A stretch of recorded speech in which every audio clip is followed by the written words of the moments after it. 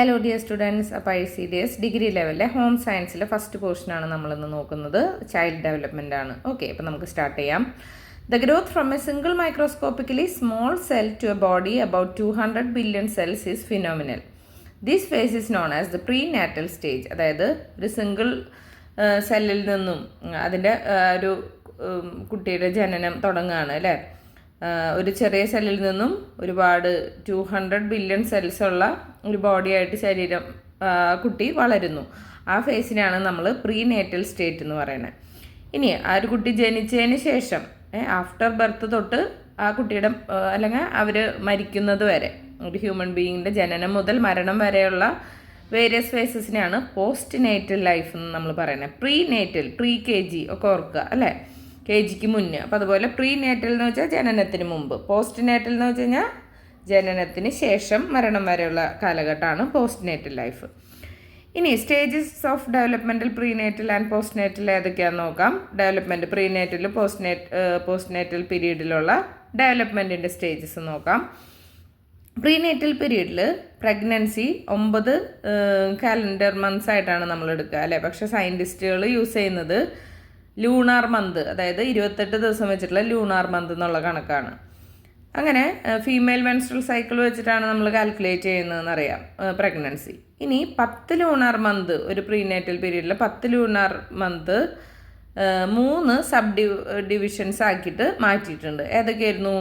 Period of ovum എന്നുള്ള രീതിയിൽ ആ ഒരു കുട്ടി ഓവമായിരിക്കെ, അതുപോലെ തന്നെ പീരീഡ് ഓഫ് എംബ്രിയോ, അതുപോലെ തന്നെ ഫോയറ്റസ്. അപ്പോൾ നമുക്ക് ഓവം നോക്കാം അല്ലേ. സൈസ് ഓഫ് ഓവം എന്താണ്? നമ്മുടെ ബോഡിയിലെ one of the largest cells of the body എത്രയാണ്? 0.1 മില്ലിമീറ്റർ ആണ് അതിൻ്റെ ഡയാമീറ്റർ. സൈസ് ഓഫ് സ്പേമോ one of the smallest cell of ബോഡിയാണ്, അതിന് അപ്രോക്സിമേറ്റ്ലി 0.05 മില്ലിമീറ്റർ ആണ് അതിൻ്റെ ഡയാമീറ്റർ. നമുക്കറിയാം ഓവവും സ്പേമോ ഒക്കെ കമ്പൈൻ ചെയ്തിട്ടാണ് ഒരു കുട്ടി ആയിട്ട് രൂപം പ്രാപിക്കുന്നത് അല്ലേ. ഇനി നമുക്ക് നോക്കാം. The highest of each of these development periods are given below. അപ്പോൾ നമുക്ക് അതിനെ ഒന്നുകൂടി ഡീറ്റെയിൽ ആയിട്ട് നോക്കുകയാണ്. പീരീഡ് ഓഫ് ഓവം എന്ന് വെച്ച് കഴിഞ്ഞാൽ കൺസെപ്ഷൻ ടൈം തൊട്ടിട്ട് എൻഡ് ഓഫ് സെക്കൻഡ് വീക്ക് വരെ. അതിൻ്റെ സൈസ് വലിയ ചേഞ്ച് ഒന്നും ഉണ്ടാവില്ല. കാരണം എന്താണ്? ഔട്ട്സൈഡ് സോഴ്സ് ഓഫ് നറിഷ്മെൻ്റ് ഒന്നും അതിന് കിട്ടാത്തത് കാരണം അതിൻ്റെ സൈസ് മാറ്റമില്ലാതെ തുടരുന്നു. പക്ഷേ അതിന് ഇൻറ്റേർണൽ ഡെവലപ്മെൻറ്റ് റാപ്പിഡായിട്ട് വളരെ വേഗം തന്നെ നടക്കുന്നുണ്ട്.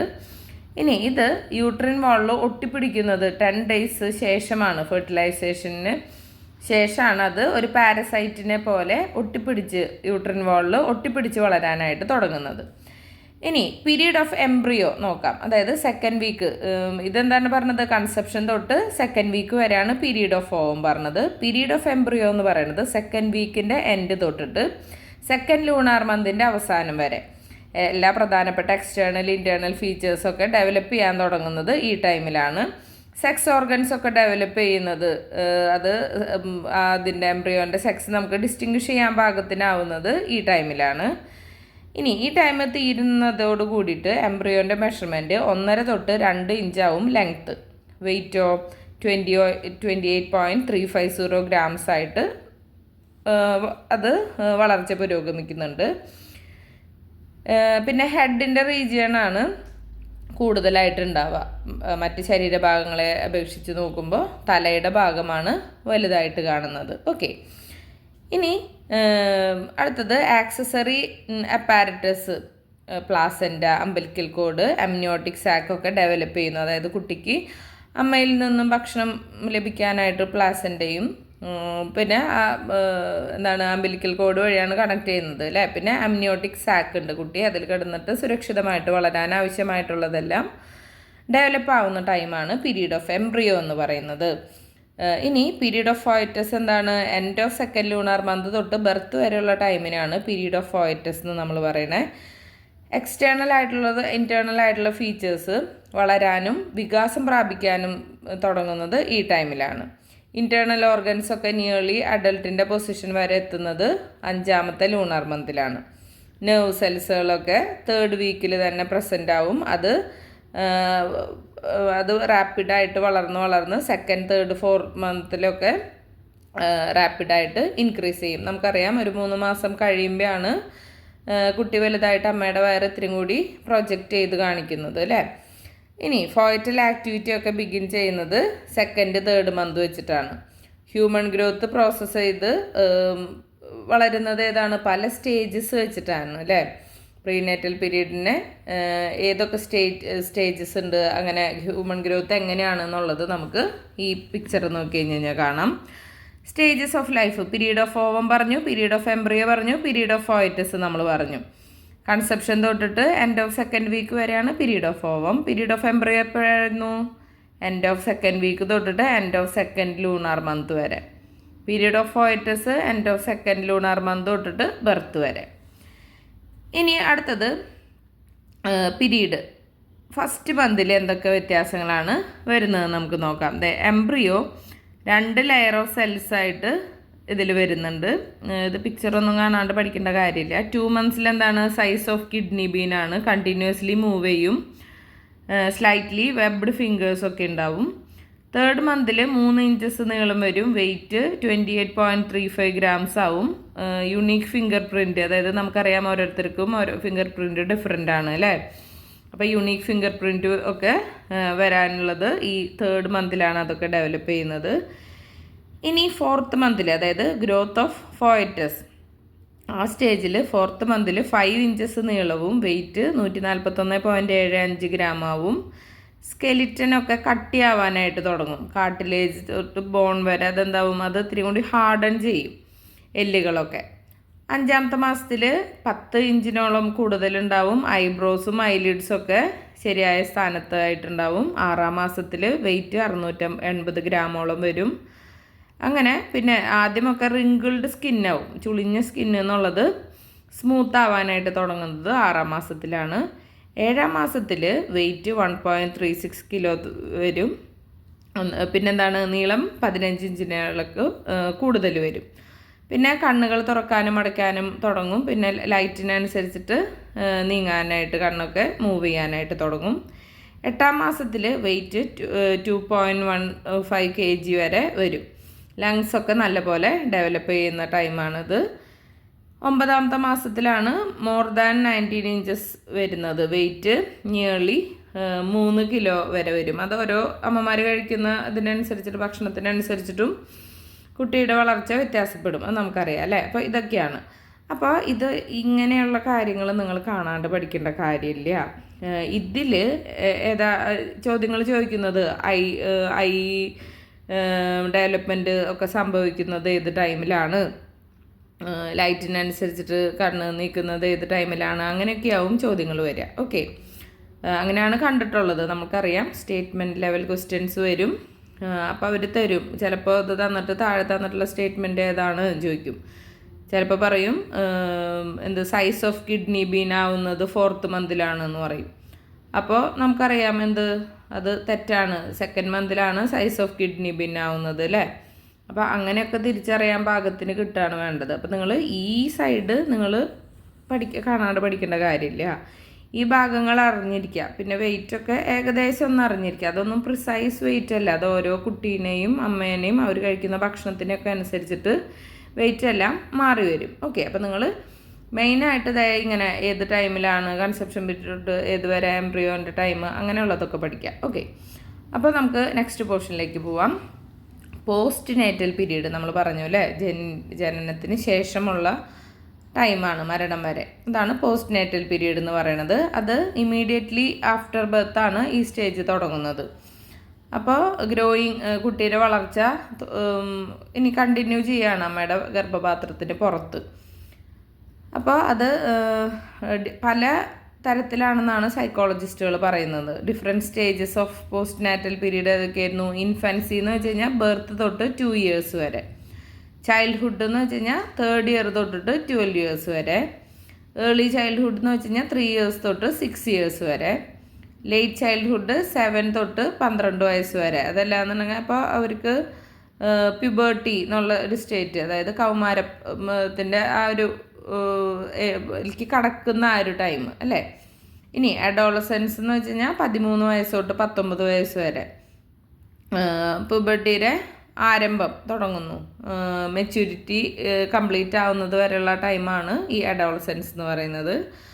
അത് കഴിഞ്ഞാൽ അഡൾട്ട്ഹുഡ് എത്രയാണ്? 20 വയസ്സ് തൊട്ട് 60 വയസ്സ് വരെയുള്ള ടൈമാണ്. ആ ടൈമിലാണ് മെച്യൂരിറ്റി വരുന്നത്. പിന്നെ റീപ്രൊഡക്റ്റീവ് ഓർഗൻസൊക്കെ പ്രവർത്തിക്കുന്നതും ഒക്കെ എന്താണ് ഈ അഡൾട്ട്ഹുഡ് ടൈമിലാണ്. സ്വന്തം കുട്ടീനെ ഇതാക്കാൻ പ്രൊഡ്യൂസ് ചെയ്യാനൊക്കെ തുടങ്ങുന്നതൊക്കെ ഈ അഡൾട്ട്ഹുഡിലാണ്. ഇനി അടുത്തതാണ് അപ്പോൾ 60 വയസ്സ് വരെ. അത് കഴിഞ്ഞ് കഴിഞ്ഞാൽ ഉള്ളതാണ് എന്ത്? വാർദ്ധക്യം, ഓൾഡ് ഏജ്.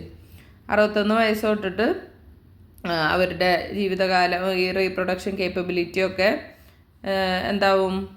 ഏകദേശം കഴിഞ്ഞ ഒരു സ്റ്റേജാണ്.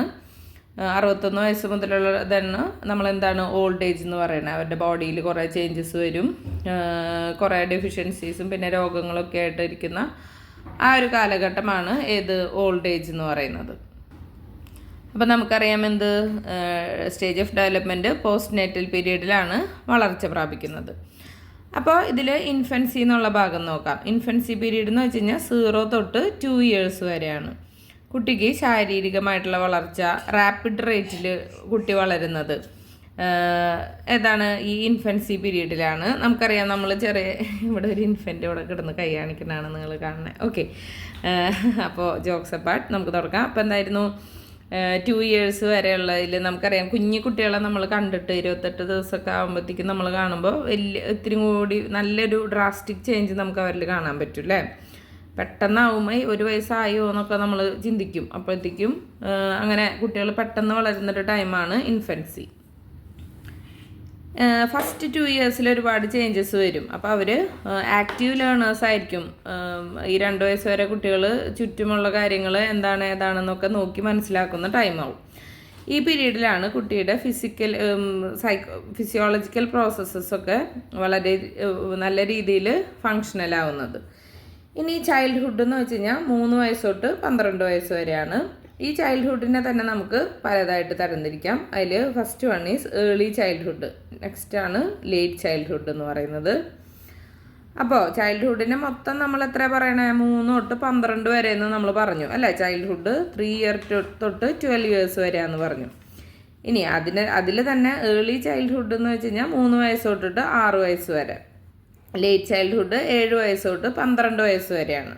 അപ്പോൾ ഏർലി ചൈൽഡ്ഹുഡിൽ 3 തൊട്ടിട്ട് 6 വയസ്സ് വരെയുള്ള ടൈമിൽ ഫിസിക്കലായിട്ടുള്ളതും സൈക്കോളജിക്കലായിട്ടുള്ള ഒരുപാട് വികാസം കുട്ടികൾക്ക് ഉണ്ടാകുന്ന സമയമാണിത്.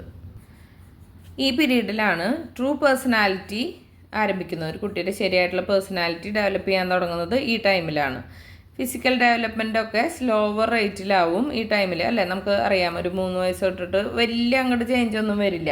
2 വയസ്സ് വരെ ഉണ്ടായ പെട്ടെന്നുള്ളൊരു ചേഞ്ചിൻ്റെ അനുസരിച്ച് അതിനെ കമ്പയർ ചെയ്ത് നോക്കുമ്പോൾ അത്രയും വലിയ ഫാസ്റ്റായിട്ടുള്ള വളർച്ചയല്ല, ഇത് സ്ലോ ആയിട്ടുള്ള വളർച്ചാ നിരക്കാണ് ഇതിൽ നമുക്ക് കാണാൻ പറ്റുന്നത്. ഇവിടെ കുട്ടികളൊക്കെ കൂടുതൽ സെൽഫ് സഫിഷ്യൻ്റ് ആവും, സ്വയം കാര്യങ്ങൾ ചെയ്യാനും അവർ ഭാഷ പഠിക്കും, സംസാരിക്കാൻ തുടങ്ങും, ഒരു ഗ്രൂപ്പിൻ്റെ ഭാഗമാവാനായിട്ട് തുടങ്ങും. അവർ കൂടുതൽ കോർഡിനേറ്റഡ് ആയിട്ട് നിൽക്കും. അവർക്ക് എന്താണ് സെൽഫ് കൺട്രോളൊക്കെ കൂടുതലായിട്ട് വരുന്ന ടൈമാണ് ഈ പ്രായം എന്ന് പറയുന്നത്. ഏത്? Early childhood. ഇനി ലേറ്റ് ചൈൽഡ്ഹുഡ് എന്ന് വെച്ച് കഴിഞ്ഞാൽ അത് 7th ഇയർ തൊട്ടിട്ട് 12th ഇയർ വരെയാണ്. ഈ ടൈമിൽ ഫിസിക്കൽ ഗ്രോത്ത് ലോവർ റേറ്റിൽ തന്നെയാവും. പക്ഷേ ഇൻ്റലക്ച്വൽ ആയിട്ടുള്ളതും ഇമോഷണൽ ആയിട്ടുള്ള വൈകാരികമായിട്ടുള്ള വളർച്ചകളൊക്കെ വളരെ പെട്ടെന്ന് ആയിരിക്കും, വളരെ കോംപ്ലക്സ് ആയിട്ട് നടക്കും. അവൻ എന്താണ് വീട്ടിൽ നിന്ന് പുറത്തേക്ക് പോകുന്ന ടൈമാണ് അത് അല്ലേ? വീട്ടിൽ നിന്ന് സ്കൂളിലേക്കൊക്കെ പോയി പുറമെ കുറേ ആൾക്കാരൊക്കെ കണ്ട് വളരുന്ന സമയമാണ്. അപ്പോൾ അവരിൽ ഡെവലപ്മെൻറ്റ് എന്താണ് മാനസികമായിട്ടുള്ള വികാസം സംഭവിക്കുന്ന ഒരു ടൈമാണ്. അവർ എന്താണ് ഫോർമൽ ലേണിംഗ് പഠിക്കും, കുറേ സോഷ്യൽ ആക്ടിവിറ്റീസിലൊക്കെ ഉൾപ്പെടും. ഇനി ഈ ലേറ്റ് ചൈൽഡ്ഹുഡിൻ്റെ അവസാനമാണ് നമ്മൾ പ്രീ അഡോളസൻസ് പീരീഡ് എന്ന് പറയുന്നത് അല്ലേ? അഡോളസൻസിന് മുമ്പുള്ള ടൈം. ഈ ഗ്രേറ്റർ പാർട്ട് ഓഫ് ലേറ്റ് ചൈൽഡ്ഹുഡിൽ കുട്ടിയുടെ ഫിസിക്കൽ ഗ്രോത്ത് തുടർന്നുകൊണ്ടിരിക്കും, പക്ഷേ എന്താവും? ഭയങ്കര സ്ലോ റേറ്റിലായിരിക്കും.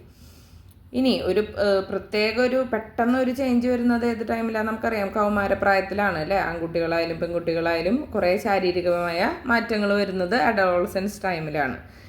ഇനി he is more attached to his peer groups and interested in social and group activities. അവർ കുട്ടികളും അവരുടെ കൂട്ടുകാരായിട്ട് കൂടിയിരിക്കാനും സോഷ്യലായിട്ടുള്ള ഗ്രൂപ്പ് ആക്ടിവിറ്റീസിലൊക്കെ പങ്കെടുക്കാനൊക്കെ വളരെ താല്പര്യപ്പെടുന്ന ടൈമാണ് ലേറ്റ് ചൈൽഡ്ഹുഡ്. അതായത് 7 വയസ്സ് തൊട്ട് 12 വയസ്സ് വരെയുള്ള ഒരു ടൈം.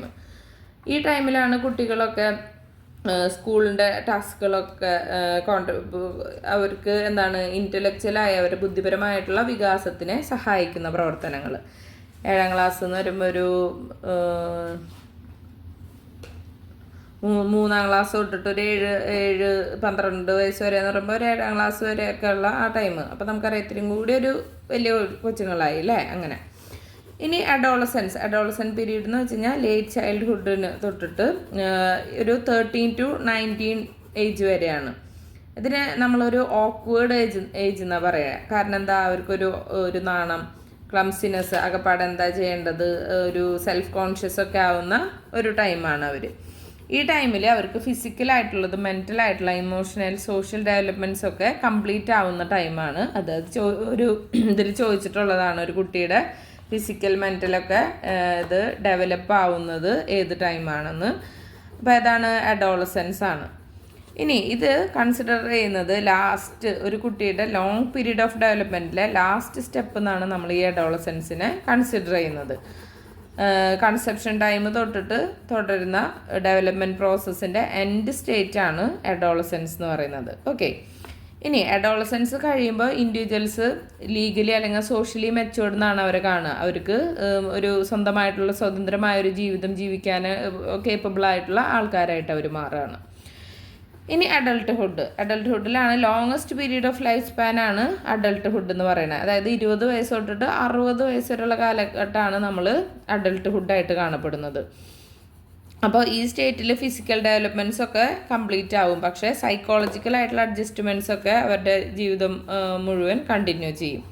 ഒരു ലൈഫ് പാർട്ട്ണറിനെ തിരഞ്ഞെടുക്കുക, ഒരു ഫാമിലി ഉണ്ടാവുക, ഇത്രയും കൂടി അവർ പ്രൊഡക്റ്റീവ് ആവുക, അങ്ങനെയൊക്കെയുള്ള കാര്യങ്ങൾ ഉണ്ടാവുന്നത് ഈ സ്റ്റേറ്റിലാണ്. ഓക്കെ, ഇനി പിന്നെന്താണ്, അവരുടെ പേഴ്സണാലിറ്റിയും അച്ചീവ്മെൻറ്റ്സും ഒക്കെ ഡിറ്റർമിൻ ചെയ്യുന്നത് അവർക്ക് എന്ത് എക്സ്പീരിയൻസ് കിട്ടി എന്നുള്ളതിനെ അനുസരിച്ചിട്ടാണ്. അവരുടെ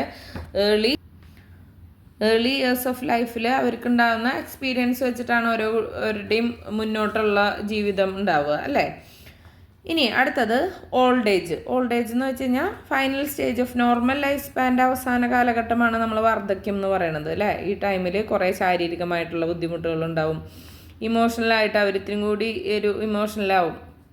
പിന്നെ ബിഹേവിയറിൽ, പെരുമാറ്റത്തിൽ ചേഞ്ച് വരും. സാമൂഹികമായിട്ടുള്ള ഇടപെടലുകളിലൊക്കെ ചേഞ്ച് വരും.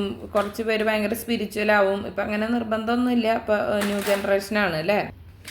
ഇനി ചില ആണുങ്ങൾക്കും പെണ്ണുങ്ങൾക്കൊക്കെ അവർ ഓൾഡ് ഏജ് 60 വയസ്സ് തൊട്ടിട്ടാണ് ഇത്തിരി കൂടി നമുക്ക് വിസിബിളായിട്ടുള്ള ചേഞ്ചസ് അവരുടെ മുഖത്തിലും സ്കിന്നിലും ഒക്കെ നമുക്ക് കാണാനായിട്ട് പറ്റും. അപ്പോൾ അവർക്ക് കൂടുതലും higher degree of emotional adjustments ഉണ്ടാകുന്ന സമയമാണ്. അപ്പോൾ പെട്ടെന്ന് ഇമോഷണൽ ആവാം. ചില പ്രോബ്ലംസ് പണ്ട് ഭയങ്കര കല്ല് പോലെ നിന്നവർ അലിയുന്ന ഒരു ടൈമാണെന്നൊക്കെ പറയും അല്ലേ. അവർക്ക് ശാരീരികമായിട്ടുള്ള ഒരുപാട് ബുദ്ധിമുട്ടുകൾ അത്ര നാൾ ചെയ്യുന്നതിൽ നിന്ന് അവർക്ക് കുറേ ബുദ്ധിമുട്ടുകൾ വരും. പിന്നെ എക്കോണമിക് ഡിപ്പെൻഡൻസി, അത്ര നാൾ ജോലി ചെയ്തൊക്കെ നേടുന്നവർ പിന്നെ മക്കളെയോ ഒക്കെ ഡിപ്പെൻഡ് ചെയ്യാൻ തുടങ്ങുന്ന കാലമാണ്. അപ്പോൾ അതും അവർക്ക് ഒരുപാട് സംഘർഷങ്ങൾ ഉണ്ടാകുന്നുണ്ട്. പിന്നെ പുതിയ കോണ്ടാക്ട്സ് ഉണ്ടാകുന്നു, ഇൻട്രസ്റ്റുകൾ, താല്പര്യങ്ങൾ മാറുന്നു. പിന്നെ അവർക്ക് കൂടുതലും ലിഷർ ടൈം കിട്ടും. വെറുതെ ഇരിക്കുന്ന സമയം കൂടുന്ന സമയമാണത്. കാരണം ജീവിതത്തിലെ ഉത്തരവാദിത്തങ്ങളൊക്കെ ചെയ്ത് കഴിഞ്ഞതിന് ശേഷമുള്ള ടൈമാവും ഇത്. ഓക്കെ, അപ്പോൾ പിന്നെ അവർക്ക് സൈക്കോളജിക്കലായിട്ടുള്ള ഒരുപാട് പ്രശ്നങ്ങൾ വരുന്നതാണ്. അവർക്ക് മറ്റുള്ള ഇൻഫീരിയോറിറ്റി കോംപ്ലക്സ് വരും. അതായത് കാശിനൊക്കെ വേണ്ടിയിട്ട് ഡിപ്പെൻഡ് ചെയ്യണം, അല്ലെങ്കിൽ ഹോസ്പിറ്റലിൽ ഇതാവണോ, അപ്പോൾ അതിന് കാശ്, അങ്ങനെയുള്ള കാര്യങ്ങളൊക്കെ വരുമ്പോൾ അവർക്ക് ഒരു ഇൻഫീരിയോറിറ്റി കോംപ്ലക്സ് തോന്നുന്ന ഒരു ടൈമാണ്. പിന്നെ അവരുടെ ലൈഫ് പാറ്റേണിൽ ഫിസിക്കലി ഒരുപാട് ചേഞ്ചസ് വരും. പിന്നെ ഒരു ഗിൽട്ട്, ഒരു ചെയ്ത് കുറ്റബോധമൊക്കെ, വെറുതെ ഞാനിരിക്കണു അങ്ങനെ ഒരു തോന്നലൊക്കെ വരും. അല്ലെങ്കിൽ എൻ്റെ ഇൻകം കുറഞ്ഞു, ലിവിങ് പാറ്റേണിൽ മാറ്റങ്ങൾ വരുത്തണു. അപ്പോൾ അങ്ങനെയൊക്കെ ഉള്ളൊരു ടൈമിൽ അവർക്ക് കുറച്ചും കൂടി ബുദ്ധിമുട്ടുള്ളൊരു ടൈമാവും. പിന്നെ ഫിനാൻഷ്യൽ വറീസും ഇൽ ഹെൽത്തൊക്കെ കോമൺ ആണ് ഈ ടൈമിൽ. ഇനി ഗ്രോത്തും ഡെവലപ്മെൻറ്റും. ഗ്രോത്ത് എന്ന് വെച്ച് കഴിഞ്ഞാൽ ക്വാണ്ടിറ്റേറ്റീവ് ഇൻക്രീസ് ആണ് സൈസിലും സ്ട്രക്ചറിലും. നമ്മുടെ ബോഡിയും അതിൻ്റെ പാർട്സൊക്കെ വലുതാവും, ഹെവിയർ ആവും, ലോങ്ങർ ആവും. അതിനാണ് എന്തെന്ന് പറയണേ, നമുക്ക് ഗ്രോത്തും ഡെവലപ്മെൻറ്റും രണ്ടാണ് അല്ലേ. ഗ്രോത്ത് എന്ന് വെച്ച് കഴിഞ്ഞാൽ വളർച്ച, ഡെവലപ്മെൻറ്റ് എന്ന് വെച്ച് കഴിഞ്ഞാലോ വികാസം. ഗ്രോത്ത് നമുക്ക് ക്വാണ്ടിറ്റേറ്റീവ് ആണ്, അതായത് നമുക്കതിനെ അളക്കാനായിട്ട് പറ്റും. പക്ഷേ ഡെവലപ്മെൻറ്റ് എന്ന് വെച്ച് കഴിഞ്ഞാൽ ഇപ്പോൾ ബുദ്ധി, എന്തോരം ബുദ്ധി കൂടി, ഇത്ര കിലോ കൂടി എന്നൊന്നും പറയില്ല അല്ലേ. അത് എപ്പോഴും ക്വാളിറ്റേറ്റീവ് ആണ്, അതിൻ്റെ ക്വാളിറ്റിയാണ് മാറിയിട്ടുണ്ടാവുക. അതുപോലെ തന്നെ ക്വാണ്ടിറ്റേറ്റീവ് ചേഞ്ചസും ചിലയിൽ വരും. ഇപ്പം നമുക്ക് നോക്കാം, ഹർലോക്ക് പറയുന്നത് ഡെവലപ്മെൻറ്റ് എന്ന് വെച്ച് കഴിഞ്ഞാൽ ഒരു progressive series of orderly coherent changes ആണ്. അത് ഒരു ഓർഡറായിട്ടുള്ള ഒരുപാട് ചേഞ്ചസ് പറയുന്നുണ്ട്.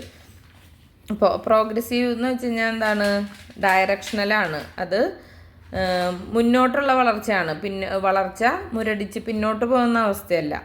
ഓർഡർലി കോഹറൻറ്റ് എന്ന് വെച്ച് കഴിഞ്ഞാൽ എന്താണ്, ഒരു ഡെഫിനിറ്റ് റിലേഷൻഷിപ്പ് ഉണ്ട് ചേഞ്ചസ്, നമ്മുടെ ഒരു സ്ഥലത്തുണ്ടാകുന്ന ചേഞ്ചസ്. അത് എന്താവും, അത് കണ്ടിന്യൂസ് ആയിട്ട് ഓർഡറായിട്ട് അങ്ങനെ മുന്നോട്ട് പോകും. അപ്പോൾ അത് ഇമ്പോർട്ടൻ്റ് അല്ല.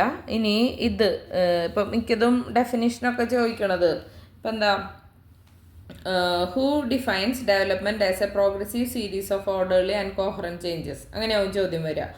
അപ്പോൾ ഓപ്ഷൻസ് ഹർലക്ക് എന്നുള്ളത് എടുത്ത് എഴുതണം. ഓക്കെ, ഇനി അടുത്തത് ഗ്രോത്തും ഡെവലപ്മെൻറ്റും തമ്മിൽ ഡിഫറൻഷിയേറ്റ് ചെയ്യാണ്. ഗ്രോത്ത് എന്ന് വെച്ച് കഴിഞ്ഞാൽ എന്താണ്, സൈസിലും ഹൈറ്റിലും വെയ്റ്റിലുള്ള വളർച്ചയാണ്. അത് ഈസിലി നമുക്ക് മെഷർ ചെയ്യാനും ഒബ്സർവ് ചെയ്യാനും പറ്റും. അത് ഭയങ്കര ലിമിറ്റഡ് ആണ്. ബർത്ത് തൊട്ടിട്ട് മാക്സിമം നമ്മുടെ മെച്യൂരിറ്റി ആവുന്നത് വരെയാണ് ഈ ഗ്രോത്ത് ഉണ്ടാകുന്നത്. ചില ഭാഗത്തായിട്ട് സ്പെസിഫിക് ആയിട്ട് ഗ്രോത്ത് നമുക്ക് കണക്കാക്കാവുന്നതാണ്. അത് ക്വാണ്ടിറ്റേറ്റീവ് ചേഞ്ച് ആണെന്ന് പറഞ്ഞു, അതായത് അളക്കാനായിട്ട് പറ്റുന്നതാണ്. ഇനി ഡെവലപ്മെൻറ്റ് എന്ന് വെച്ച് കഴിഞ്ഞാൽ എന്താവും, ബോഡിയുടെ പ്രോസസ്സിലെ ഫങ്ഷനിങ്ങിൽ ഇമ്പ്രൂവ്മെൻറ്റ് ഉണ്ടാവുക. അത് നമുക്ക് ഈസിലി അളക്കാനായിട്ട് പറ്റില്ല. അത് അൺഎൻഡിങ് പ്രോസസ്സാണ്. നമ്മുടെ ജീവിതത്തിൽ ഉടനീളം അതിന് ഒരു അവസാനം ഇല്ലാണ്ട് കണ്ടിന്യൂ ചെയ്തു പോകുന്നതാണ്. ഇതിന് ക്വാളിറ്റേറ്റീവ് ആണ്, ക്വാണ്ടിറ്റേറ്റീവ് ആണ്. അതായത് ക്വാളിറ്റി നോക്കുന്നു, അതുപോലെ തന്നെ ചില കാര്യത്തിൽ നമുക്കതിൻ്റെ അളക്കാനായിട്ട് പറ്റും. ഇപ്പോൾ ബുദ്ധി വികാസം ഒക്കെ എന്താണ്, IQ നമ്മൾ അളക്കുന്നുണ്ട് അല്ലേ, ഇൻ്റലിജൻസ് കോഷ്യൻ, അങ്ങനെയുള്ള ആസ്പെക്റ്റിലാണ് അത് ക്വാണ്ടിറ്റേറ്റീവ് ആണെന്ന് പറയുന്നത്. പിന്നെ അത് concern with various aspects and parts of the body and behaviour as a whole. അത് ശാരീരികമായ വളർച്ചയും സ്വഭാവത്തിലുള്ള വളർച്ചയും അങ്ങനെ എല്ലാം കൂടിയിട്ടാണ് ഡെവലപ്മെൻറ്റിനെ നമ്മൾ പറയുന്നത്. ഇനി ടേംസ് ഗ്രോത്തും ഡെവലപ്മെൻറ്റും നമ്മൾ ഇൻ്റർചേഞ്ചബിളി നമുക്ക് യൂസ് ചെയ്യാൻ പറ്റും, പക്ഷെ അത് തമ്മിൽ വ്യത്യാസങ്ങളുമുണ്ട് അല്ലേ. ഇനി principles of growth and development നോക്കാം. ഹ്യൂമൻ ഡെവലപ്മെൻറ്റ് ഗവേൺ ചെയ്യുന്ന ഒരുപാട് പ്രിൻസിപ്പിൾസ് ഉണ്ട്. ഇങ്ങനെ ഈ പ്രിൻസിപ്പിൾസ് ഓഫ് ഗ്രോത്ത് ആൻഡ് ഡെവലപ്മെൻറ്റിനെ പറ്റി അറിഞ്ഞു കഴിഞ്ഞാൽ നമുക്ക് കുട്ടികളെ പറ്റി കൂടുതൽ ബെറ്ററായിട്ട് നമുക്ക് മനസ്സിലാക്കാനായിട്ട് പറ്റും. ഒരു വ്യക്തിക്ക് ഈ പ്രിൻസിപ്പിൾസൊക്കെ അറിയുന്ന ആൾക്കാർക്ക് കുട്ടികളെ അളക്കാനായിട്ട് അവരെ സഹായിക്കും. അതുപോലെ തന്നെ കുട്ടികളെ സമയത്തിനനുസരിച്ച്, ഈ മാറുന്ന കാലത്തിനനുസരിച്ചിട്ട് അവരെ ഒരുക്കാനും അവരെ എന്തൊക്കെ ചേഞ്ചസ് അവരിൽ ഉണ്ടാവുന്നുണ്ട് അല്ലെങ്കിൽ ഇനി ഉണ്ടാവും എന്നുള്ളതൊക്കെ മനസ്സിലാക്കാനും ഈ പ്രിൻസിപ്പിൾസ് അറിഞ്ഞു കഴിഞ്ഞാൽ നമുക്ക് സഹായകരമാവും. മറ്റു വാക്കുകളിൽ പറയാമെന്നുണ്ടെങ്കിൽ പ്രോപ്പറായിട്ടുള്ള ഗൈഡൻസ് വേണം. അത് പ്രോപ്പറായിട്ടുള്ള അറിവുകൾ, ഈ പ്രിൻസിപ്പിൾസിനെ പറ്റിയിട്ടുള്ള അറിവുകൾ ഉണ്ടെന്നുണ്ടെങ്കിലാണ് നമുക്ക് പ്രോപ്പറായിട്ട് കുട്ടികളെ ഗൈഡ് ചെയ്യാനായിട്ട് പറ്റുള്ളൂ. ഓക്കെ, അപ്പോൾ എന്തൊക്കെയാണ് ഈ principles of growth and development നോക്കാം. There are individual differences in development. ഓരോ വ്യക്തികളിലും എന്താണ് ഡെവലപ്മെൻറ്റിൽ വ്യത്യാസം ഉണ്ടാവും. ഓരോ കുട്ടികൾക്കും ഓരോ ക്യാരക്ടറിസ്റ്റിക്സ് ആവും, അവരുടെ റേറ്റ് ഓഫ് ഡെവലപ്മെൻ്റ് ഒക്കെ വ്യത്യാസമാവും. അപ്പോൾ അതെല്ലാം ഒരുപോലെ ആവണം. ഇത്ര ഏജുള്ള കുട്ടികൾക്ക് ഇത്രയും ഇങ്ങനെ ആവണം, അങ്ങനെ നമുക്ക് പ്രിസൈസായിട്ട് പറയാൻ പറ്റില്ല അല്ലേ. ചില കുട്ടികൾ 6 ഫീറ്റ് വരെ വരും, പക്ഷെ ചില കുട്ടികൾ എന്താവും 5 അടിയോ അല്ലെങ്കിൽ 5 അടി 1 ഇഞ്ച്, 5 അടി 2 ഇഞ്ച് അങ്ങനെ വാരി ചെയ്യും അവരുടെ വലുപ്പത്തിൽ. അപ്പോൾ ഓരോരുത്തരും എന്താണ് വ്യത്യസ്തരാണെന്ന് മനസ്സിലാക്കണം. Different areas develop at different rates. പല കുട്ടികൾക്കും പലതരത്തിലുള്ള വികാസങ്ങളും ഇതുകളൊക്കെ സംഭവിക്കുന്നത് പല നിരക്കിലാവും. കുട്ടികൾ വളരുന്നത് എന്താവും, അവരുടെ സ്വന്തം മെച്യൂരിറ്റി, അതൊക്കെ ഓരോരുത്തരുടെ സാമൂഹികവും പിന്നെ പാരൻസിൻ്റെ ഇടപെടലുകൾ, അങ്ങനെ പല കാര്യങ്ങൾ അനുസരിച്ചിട്ട് അവരുടെ വികാസത്തിൽ മാറ്റം വരാം. ഓക്കെ, ഇനി ശാരീരികമായിട്ട് നോക്കുകയാണെങ്കിൽ ഹാർട്ടും ലിവറും ഡൈജസ്റ്റീവ് ഓർഗൻസൊക്കെ ചെറുപ്പത്തിൽ വളരെ പതുക്കെ മാത്രമേ വളരുള്ളൂ. പക്ഷേ അഡോളസെൻ്റ് ടൈമിൽ, കൗമാരപ്രായത്തിൽ ഇതിൻ്റെയൊക്കെ വളർച്ച വളരെ ത്വരിതഗതിയിലാവും ഉണ്ടാവുക. ഓക്കെ, റാപ്പിഡ് ആയിട്ടുള്ള ഗ്രോത്ത് ആവും ഉണ്ടാവുക. പിന്നെ ഡെവലപ്മെൻറ്റ് എന്നുള്ളത് ഒരു കണ്ടിന്യൂസ് പ്രോസസ്സാണ്. കുറച്ച് നാൾ ഡെവലപ്മെൻറ്റ് ഉണ്ടായി പിന്നെ അത് അങ്ങോട്ട് മുരടിച്ച് നിൽക്കില്ല. ഡെവലപ്മെൻറ്റ് എന്നുള്ളതൊരു കണ്ടിന്യൂസ് പ്രോസസ്സാണ്. ഓക്കെ, ഈ കൺസെപ്ഷൻ തൊട്ടിട്ട് ഒരു കുട്ടി അമ്മയുടെ ഗർഭപാത്രത്തിൽ ഇടം പിടിക്കുന്നത് തൊട്ടിട്ട് ആ കുട്ടി പുറത്ത് വന്ന് മരണം വരെ ആ കുട്ടിക്ക് എന്തുണ്ടാവുന്നുണ്ട്, ഡെവലപ്മെൻറ്റ് സംഭവിക്കുന്നുണ്ട്. അത് പക്ഷേ ചിലപ്പോൾ ചിലരിൽ ഭയങ്കര സ്ലോ ആയിട്ടാവും, അല്ലെങ്കിൽ സ്പീഡിലായിരിക്കും. പക്ഷെ അതൊരിക്കലും നിന്ന് പോകുന്നില്ല എന്ന്. ഓക്കെ, എങ്ങനെയായാലും ചെറിയ നിരക്കിലായാലും വലിയ നിരക്കിലായാലും ഡെവലപ്മെൻറ്റ് നടന്നുകൊണ്ടിരിക്കുന്നുണ്ട്. ഫിസിക്കൽ ഡെവലപ്മെൻറ്റ് ഇൻഫൻസി ടൈമിൽ വളരെയധികം പെട്ടെന്നായിരിക്കും. പക്ഷേ അഡോളസെൻ്റ് ടൈമിലും നല്ല രീതിയിൽ പെട്ടെന്ന് തന്നെ വളർച്ച ഉണ്ടാവും. പക്ഷേ ചൈൽഡ്ഹുഡ് പീരീഡിൽ, അതായത് 3 തൊട്ട് 12 വയസ്സ് വരെയുള്ള ടൈമിൽ അധികം അത്രയും റാപ്പിഡായിട്ടുള്ള ഗ്രോത്ത് ഒന്നും കുട്ടികളിൽ സംഭവിക്കുന്നില്ല. നെക്സ്റ്റ് പ്രിൻസിപ്പിളാണ് ഡെവലപ്മെൻറ്റ് എന്നുള്ളത് സീക്വൻഷ്യലാണെന്ന്. അതായത് ഒരു ഓർഡറിലാണ് അത് വളരുന്നത്. ഓരോ സ്റ്റേജ് ഓഫ് ഡെവലപ്മെൻറ്റിലും അടുത്തതിലേക്ക് നിൽക്കുന്നു. അതായത് ഒരു സ്റ്റേജ് ഡെവലപ്മെൻറ്റ് കഴിഞ്ഞ് കഴിഞ്ഞാൽ അടുത്ത സ്റ്റേജ്, അങ്ങനെ ഒരു ഓർഡറിലാണ് അത് പോകുന്നത്. എപ്പോഴും നമ്മൾ പറയുന്നത് ഹെഡ് ടു ടോ ആണ് വളർച്ച പോകുന്നത് എന്നാണ്. അതായത് ഫസ്റ്റ് ആ കുട്ടി ഒരു 3 മാസം കഴിഞ്ഞ് 4 മാസം വരെയുള്ള ടൈമിൽ ആ കുട്ടി കഴുത്ത് ഉറക്കാൻ, ഇങ്ങനെ ഹോൾഡ് ചെയ്യാനായിട്ട് പറ്റും അല്ലേ. അത് കഴിഞ്ഞിട്ടാണ് ആ കുട്ടി തിരിയാനും മറിയാനായിട്ട് തുടങ്ങുക. അത് കഴിഞ്ഞിട്ടാണ് ആ കുട്ടി നടക്കാൻ തുടങ്ങുന്നത്. അപ്പോൾ ഗ്രോത്ത് എന്നുള്ളത് എന്താണ്, തല മുതലാണ് ആ കുട്ടിയുടെ വളർച്ചയും ഒക്കെ സംഭവിക്കുന്നതെന്ന് പറയുന്നത്. അതൊരു ഓർഡറിലാണ് അല്ലേ.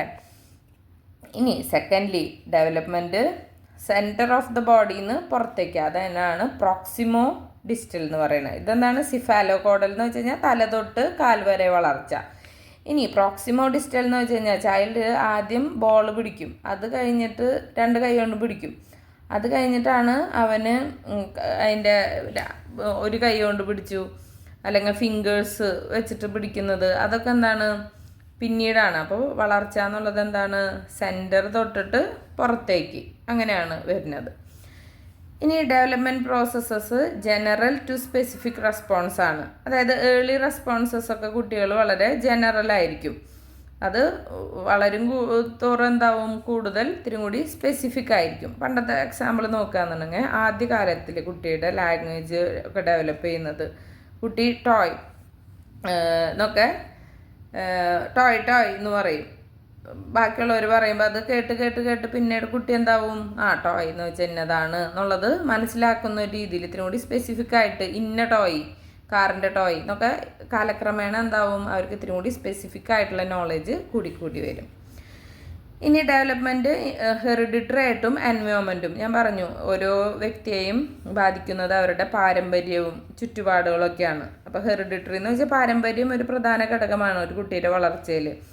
അത് കുറേ ക്യാരക്ടർ, ഇപ്പോൾ കുട്ടിയുടെ കളറ്, കണ്ണിൻ്റെ നിറം, ഫേഷ്യൽ ഫീച്ചർ, മുഖത്തുള്ള ഫീച്ചേഴ്സ്, അതൊക്കെ ആ കുട്ടിക്ക് എന്താണ്, അവരുടെ പിതാക്കളിൽ നിന്ന് പൈതൃകമായിട്ട് ലഭിക്കുന്ന കാര്യങ്ങളുണ്ട്. പിന്നെ അതുകൂടാണ്ട് എൻവയോൺമെൻറ്റൽ ഫാക്ടേഴ്സായ ന്യൂട്രീഷൻ, ആ കുട്ടിക്ക് കിട്ടുന്ന പോഷണം, മോട്ടിവേഷൻ, നല്ല റോൾ മോഡൽ ഉണ്ട് എന്നുണ്ടെങ്കിൽ അതൊക്കെ ആ കുട്ടിയുടെ വളർച്ചേനെയും വികാസത്തിനെയും വളരെയധികം സഹായകരമാവും. ഇനി കുട്ടിക്ക് അവസരങ്ങൾ കിട്ടുന്നില്ല മറ്റുള്ളവരായിട്ട് ഇൻട്രാക്ട് ചെയ്യാന്നുണ്ടെങ്കിൽ ആ കുട്ടി എന്താവും, ഷൈ ആവും, ഇൻട്രോവേർട്ട് ആവും. ഓക്കെ, തന്നിലേക്ക് തന്നെ ചുരുങ്ങിപ്പോവാനുള്ള സാധ്യതയുണ്ട്, ഭയങ്കര നാണമൊക്കെ ആവും. ഇനി അടുത്തത് development is due to maturation. വികാസം എന്നുള്ളത് സംഭവിക്കുന്നത് മെച്ചുവർ ആവുന്നതോട് കൂടിയിട്ടാണ്. ഒറ്റ ഡെവലപ്മെൻറ്റും ആ കുട്ടിയുടെ ബോഡി സ്ട്രോങ് അല്ല, ആ കുട്ടിക്ക് മസിൽസൊക്കെ ഇതാക്കാൻ പറ്റുന്നില്ല എന്നുണ്ടെങ്കിൽ എന്താണ്, അത് ശരിയായിട്ടുള്ള ഡെവലപ്മെൻറ്റ് അവിടെ നടക്കുന്നില്ല അല്ലേ. ആ കുട്ടിക്ക് തല ശരിക്ക് പിടിക്കണം, നെക്ക് മസിൽസൊക്കെ സ്ട്രോങ് ആയാൽ മാത്രമാണ് ആ കുട്ടിക്ക് തല ഉയർത്തി പിടിക്കാനായിട്ട് പറ്റുള്ളൂ. അപ്പോൾ കുട്ടിയുടെ ബോഡി സ്ട്രോങ് ആവുക എന്നുള്ളതാണ് പ്രധാനപ്പെട്ട കാര്യം. പിന്നെ ഡെവലപ്മെൻറ്റ് നമുക്ക് പ്രെഡിക്റ്റ് ചെയ്യാനായിട്ട് പറ്റും അല്ലേ. ഓരോരുത്തരും വളർച്ച വ്യത്യാസമാണ്, പക്ഷെ നമുക്ക് പറയാൻ പറ്റും എന്താണ്, ഇത്ര വയസ്സിൽ ഈ കുട്ടി ഇങ്ങനെ ചെയ്തിരിക്കും, 1.5 വയസ്സ് അല്ലെങ്കിൽ 2 വയസ്സാകുമ്പോഴത്തേക്കും കുട്ടി നല്ല രീതിയിൽ നടന്നു തുടങ്ങും എന്നുള്ളത് നമുക്ക് പറയാൻ പറ്റും അല്ലേ. അതുപോലെ തന്നെ ചില കുട്ടികൾ ടോൾ പാരൻസ് ഉള്ളവർക്ക് കുട്ടികൾ ടോളായിരിക്കും എന്നുള്ളത് നമ്മൾ പറയും അല്ലേ. പൂച്ചക്കണ്ണുള്ളവർക്ക് കുട്ടികൾക്ക് പൂച്ചക്കണ്ണ് വരാനുള്ള സാധ്യതയുണ്ട് എന്നൊക്കെ നമ്മൾ പറയില്ലേ. അപ്പോൾ അത് നമുക്ക് പ്രെഡിക്റ്റ് ചെയ്യാനായിട്ട് പറ്റും. അതല്ലെങ്കിൽ ഹൈറ്റ് കുറവുള്ളവർക്കാണെന്നുണ്ടെങ്കിൽ ഹൈറ്റ് കുറവ്. ഇപ്പോൾ ചിലർ പറയും അവർക്ക് പാരമ്പര്യമായിട്ട് തടിയുള്ള പ്രകൃതമാണ്, അപ്പോൾ തടി ഉള്ളതാവും. അപ്പോൾ അതേപോലെ നമുക്ക് പ്രെഡിക്റ്റ് ചെയ്യാനായിട്ട് പറ്റും. Many forms of so called problem behaviour are normal behaviour of the age in which they occur.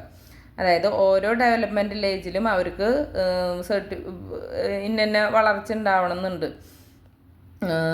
അപ്പോൾ ഓരോ നെക്സ്റ്റ് ലെവലിലേക്കും ഇതാവും. ഇപ്പോൾ നമുക്കറിയാം ആദ്യ കാലഘട്ടത്തിലൊക്കെ കുട്ടികൾ ബെഡ് വെറ്റ് ചെയ്യും, അതായത് കിടക്കയിൽ മൂത്രമൊഴിക്കും. അത് നോർമലാണ്. പക്ഷേ അത് അബ്നോർമൽ ആവുന്നത് എപ്പോഴാണ്? ഒരു 11 വയസ്സ് 12 വയസ്സായിട്ടും കുട്ടി ബെഡിൽ മൂത്രമൊഴിക്കുകയാണെന്നുണ്ടെങ്കിൽ അത് അബ്നോർമലാണ് അല്ലേ. അപ്പോൾ ചെറുപ്പത്തിൽ നോർമലായിരുന്ന ബിഹേവിയർ എന്താവും? ഏജ് കൂടുന്തോറും ചെയ്യുമ്പോൾ അത് ഒരു പ്രോബ്ലം ബിഹേവിയർ ആയിട്ട് മാറുന്നു. മനസ്സിലായോ?